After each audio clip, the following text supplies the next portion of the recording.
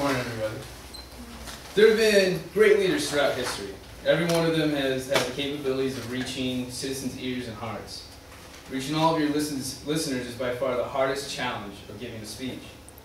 Abraham Lincoln once said, "When I get ready to talk to people, I spend 2/3 of the time thinking what they want to hear and 1/3 thinking about what I want to say." What President Lincoln was trying to say that your audience is the most important aspect of your speech, and you should be your main focal point. The skill to communicate efficiently is the most important quality to have as a leader. We choose a very famous speech from the 1930s on economic growth and foreign policy. Today we will examine this speech, first by explaining the reasons why we chose it. Second, we will touch the significance of the speech. Third, we will describe ways in which the speaker demonstrated effective communication concepts, highlighted in our textbook. And lastly, we will discuss ways in which the speaker's speaking ability inspired us as students. So let me take it from here. Reason why we chose this speaker.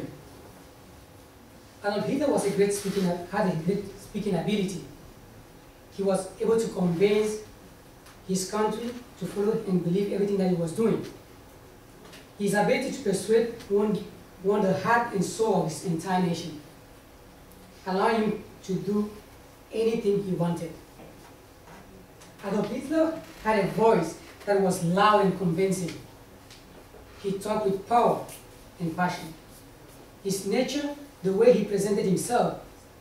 At first, Hitler was always dressed in military attire, style and showing his strength and power. After being made a chancellor, he changed his appearance into more professional attire. Reason why we choose this speech was very important to inform his country and the rest of the world his country's intention. This also made it clear to the people the great things the government had done for the people. The speech was highly persuasive. Next, we will touch on the significance of this speech. First, it was aimed to persuade people. He states, "When I took over power, there were 6 million people unemployed and the farmers soon doomed to decay. Today, you must admit, I fulfilled my promises." Fulfillment of these promises showed a drastic decrease in unemployment, dropping from 6 million to 1 million in just 4 years. He also states, "Education of the people will never come to an end." Dedication to education and social programs improved the quality of life for the Germans at this time. Germany at this time had lost World War I, was being forced to pay unreasonable payments to reparations to foreign countries, and was trying to become a productive country again. This was the grain of hope. Lastly, Hitler touched what he considered the honor of the German people. He stated, "I solemnly withdraw the German signature from the declaration, extracted by force from a weak government against its better judgment, that Germany was responsible for the war." In essence, Hitler was trying to convince the German people that they had indeed won World War I and were tricked into signing the armistice. Therefore, they were not responsible for paying any war reparations. It also aimed to persuade the government. "I shall first try to correct what seems to be most regrettable error, namely, that Germany never had any intention to isolating herself, of passing by the events of the rest of the world without sharing them, or that she does not want to pay any consideration to general necessities." He then offers reasons that he would lead governments to believe in this statement by a statement that he following stated.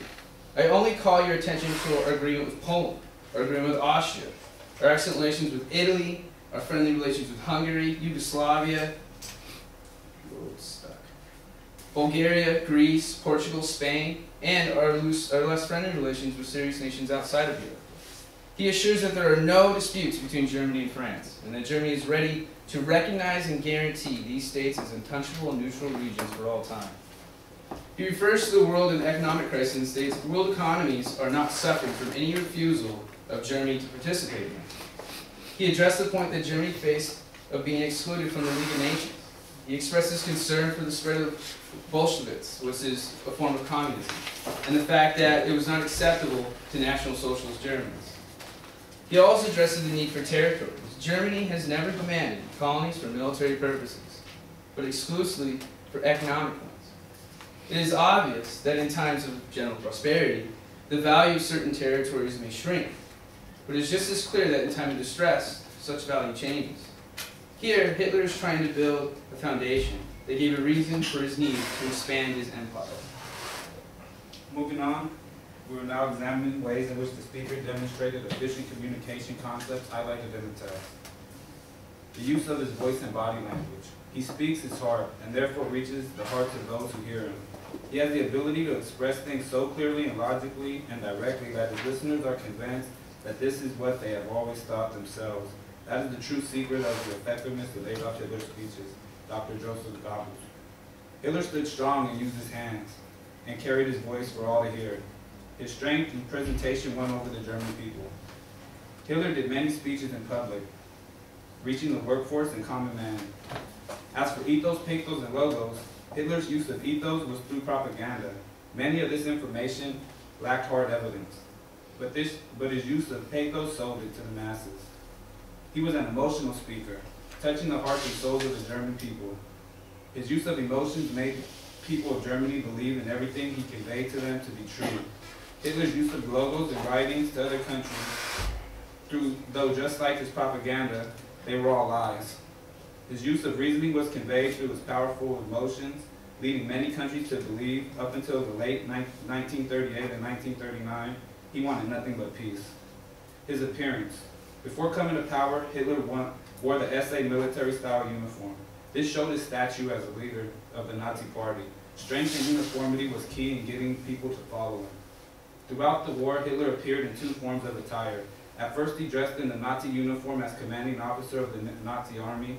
Later, he had changed into more of a suit form to appear more professional and a man of the people. Next, we will discuss ways in which the speaker's speaking ability inspired us.